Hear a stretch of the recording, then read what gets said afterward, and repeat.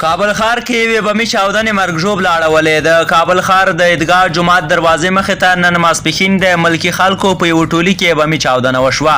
السلام علیکم. د ریحان نیوز میډیا قدرمنو لیدونکو ستړي مه شئ.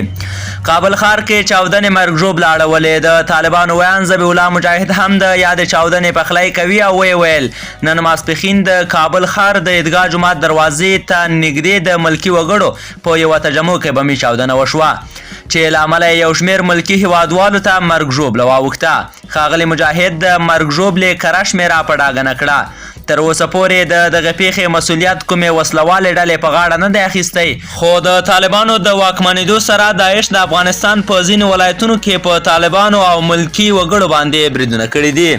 او په یو بل خبر کې راسره اورئ چې د پاکستان صدر اعظم د تاجکستان له ولسمشر سره د افغانستان پر حالاتو خبرې وکړې. د پاکستان صدر اعظم عمران خان د تاجکستان له ولسمشر امام علي رحمان سره د افغانستان پر حالاتو ټلیفوني خبرې وکړې. د پاکستاني رسنیو د راپور له مخې دواړو خواو په دې ټلیفوني خبرو کې چې پرون شنبه یې وکړې د افغانستان په اوسني وضعیت، سولې او ثبات او بشري مرستو ټینګار وکړ. عمران خان په ځانګړي ډول په اوس وخت کې له افغانستان سره د بشري مرستو اړتیا مهمه وبلله او د افغانستان د اقتصادي سقوط د مخنیوي لپاره یې له د هیواد سره د اقتصادي راکړو ورکړو د ډیرېدو غوښتنه وکړه. د پاکستان صدر اعظم په داسې حال کې د تاجکستان له ولسمشر سره ټلیفوني خبرې وکړې چې د تاجکستان او طالبانو تر کنټرول لاندې سیمو کې د دوی ترمنځ اړیکې ترنګلې شوې دي.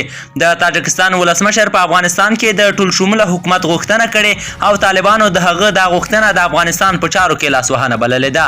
د ریحان نیوز میډیا قدرمن لیدونکو په دې هیله چې خبرونه به مو راسره اورېدلي وي. د نورو تازه او مهمو خبرونو لپاره در سره د ریحان نیوز میډیا یوټیوب چینل سبسکرایب کړئ. تر بیا ښه وختونه.